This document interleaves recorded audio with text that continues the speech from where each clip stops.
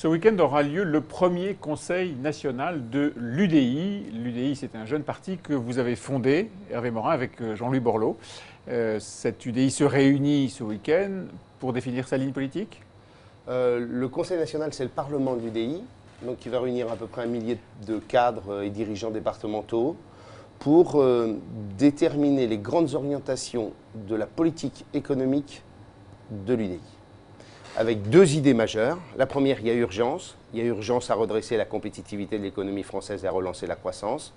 D'où un certain nombre de mesures absolument indispensables qui doivent immédiatement être mises en œuvre. On les déclinera si vous le voulez. Et deuxièmement, un certain nombre de réformes structurelles. Réformes structurelles qui sont fondées sur 2 idées simples: restaurer la confiance, créer de la liberté. Et j'allais dire, dans tout cela, construire une vraie politique de l'offre. Pardon, mais tout ça, on pourrait le retrouver dans la bouche d'un représentant de l'UMP, dans la bouche de quelqu'un du MoDem, restaurer la confiance, l'urgence, tout ça n'est pas fondamentalement distinctif de ce que peuvent proposer les autres partis de l'opposition, plus ou moins agressive à la gauche. Moi, je vais vous le décliner, comme ça vous verrez la distinction. Nous défendons l'idée d'un basculement massif des cotisations sociales vers la consommation. Genre TVA. Premier choc. Plutôt que de taxer la production, taxons les produits lorsqu'on les consomme. D'accord. Ça, c'est un choc de 30 milliards de compétitivité. Une partie accordée en termes d'augmentation du pouvoir d'achat des salariés, l'autre pour améliorer les marges des entreprises. C'est le système de la TVA, c'est le système qui avait été mis en place. Le système de la TVA sociale que nous avons défendu pendant 5 ans au Parlement, nous, Nouveau Centre et UDI, et que l'UMP et le PS condamnaient l'un et l'autre. L'UMP et Nicolas Sarkozy ont finalement décidé de l'adopter en février 2012. Le PS, finalement, a fait campagne contre pour l'adopter 6 mois plus tard. Mais vous voulez que ce soit massif? Nous, on veut que ce soit massif. Et deuxième mesure, le passage aux 39 heures. En clair, la France est le pays qui en Europe travaille le moins.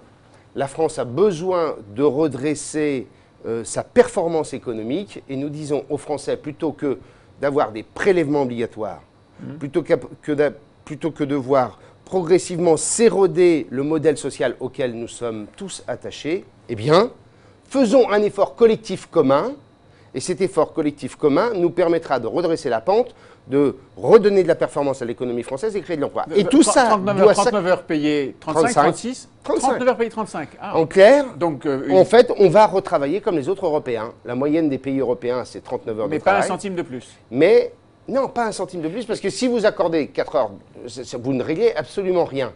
Il y a eu une erreur historique qui a été le passage aux 35 heures de façon générale et absolue, sans prendre en compte la distinction entre les branches professionnelles et les conditions de l'activité, parce qu'entre les branches très capitalistiques et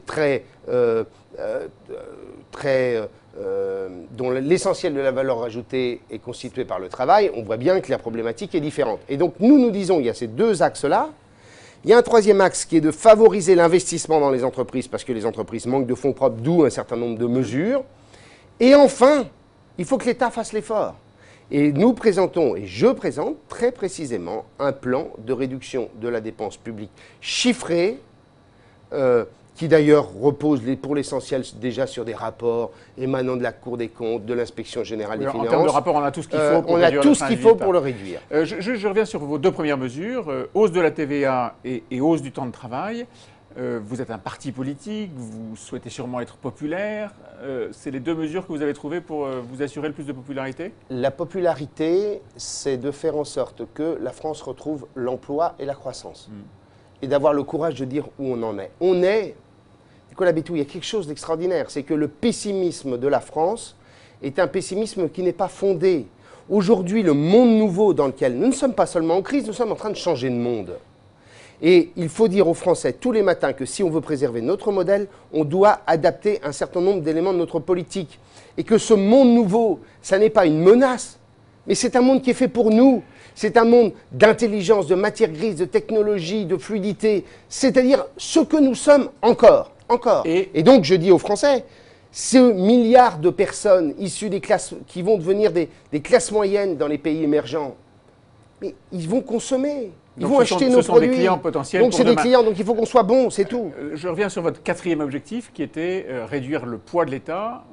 Est-ce que par exemple ça signifie clairement reprendre la baisse du nombre des fonctionnaires? Ça veut dire ne pas remplacer un fonctionnaire sur deux. Mais ça veut dire aussi mettre les collectivités locales dans cette affaire, parce que quand nous avons fait l'effort sous Nicolas Sarkozy de réduire le nombre de fonctionnaires, dans le même temps les collectivités locales ont créé autant de fonctionnaires que nous avons supprimés. Et ça veut dire aussi, Nicolas Bétou, se préoccuper de deux sujets. Un, le paritarisme. Est-ce qu'il appartient encore au paritarisme de gérer les fonds de la formation professionnelle dont on sait qu'ils ne marchent pas? Si vous posez la question comme ça, c'est la réponse est non. Notre réponse, c'est que le paritarisme, tant sur la politique familiale que sur la politique de formation professionnelle, doit être repensé. Au lieu d'être un organisme de gestion, il doit devenir un organisme de stratégie. Vous savez combien gère le paritarisme? Est-ce que vous avez une idée? On sait que c'est plusieurs dizaines de milliards, mais 600 à 700 milliards d'euros. centaines de milliards. C'est donc 2 fois plus que ce que gère l'État. Donc là, vous prenez le paritarisme au sens très large. Sens large. Sécu, etc. Sécu. D'accord, je croyais que vous étiez sur la formation La professionnelle. formation professionnelle, c'est 30 milliards. Tout le monde sait que la formation professionnelle ne va pas là où elle doit aller, avec une segmentation entre la région, l'État, les partenaires sociaux. Nous disons qu'il faut confier la formation professionnelle aux régions. Nous disons, est-ce que la politique familiale doit continuer à être segmentée entre différents acteurs? Est-ce qu'elle relève vraiment du paritarisme? Donc au total, vous présentez un programme à peu près complet, avec Oui. beaucoup de volontarisme. Votre parti, l'UDI, doit créer, semble-t-il, un shadow cabinet, un gouvernement d'opposition. Vous aurez quel rôle dans ce gouvernement? Celui de l'économie et des finances. Je pense que c'est le cœur du tout. Ouais. Il n'y a pas plus important aujourd'hui que d'adresser aux Français, un message de lucidité sur la situation du pays, le décrochage de l'économie française, et deuxièmement, un message d'espoir et d'optimisme, parce que je vous le dis, on a le socle, ce sont les fondations de la France, et on a la capacité d'être dans ce monde nouveau. L'objectif d'un parti politique, c'est la compétition ultime, la présidence de la République. Jean-Louis Borloo est à la tête avec vous de cette UDI. Je ne sais pas quel sera son rôle dans ce shadow cabinet, peut-être Premier ministre, chef de l'équipe, disons. On est une équipe collégiale avec un président de formation politique. Comment vont se passer, puisque à la fin des fins, il faut bien rassembler pour être élu, comment se passeront les relations avec d'autres centristes? Je pense en particulier à François Bayrou. Écoutez, chacun son chemin. François Bayrou est sur l'idée éventuellement de reconstruire une majorité avec le PS. Pour nous, il n'en est pas question. C'est ça notre grande différence. Rien avec la gauche et pas grand-chose avec la droite, en tout cas rien avec l'extrême droite. Rien avec l'extrême droite et bien entendu rien aussi avec la gauche. Et avec la droite, avec l'UMP? Pour nous, notre allié naturel, vous évoquiez tout à l'heure l'idée que l'UDI pourrait devenir à nouveau l'UDF des temps anciens. Avec des alliances électorales pour les municipales. Alliances électorales, projet propre pour les européennes parce que nous sommes les seuls à porter l'idée d'une Europe fédérale. Et bien entendu, ensuite, le combat ultime qui est celui de la présidentielle. Merci Hervé Morin. Merci.